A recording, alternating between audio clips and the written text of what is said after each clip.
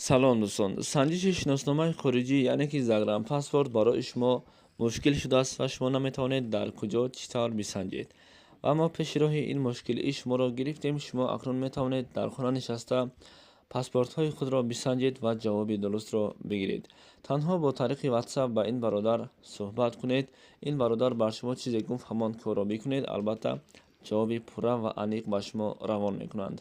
و امروزها هم ای کار را رایگان نمی شود کرد، یعنی که اینها حق کاریشان را نیز میگیرند. به شما برای کار. YouTube – причина для депортации.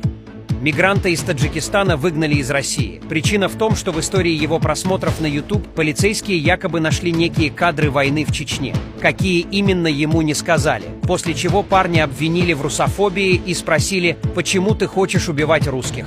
Таджик объяснил, что купил подержанный телефон год назад и понятия не имел, что там за истории просмотров, однако это не помогло. Его все равно выслали, несмотря на то, что его документы были в полном порядке. В последнее время мигранты рассказывают, что на границе у них требуют сдать мобильные телефоны и пароли ко всем социальным сетям.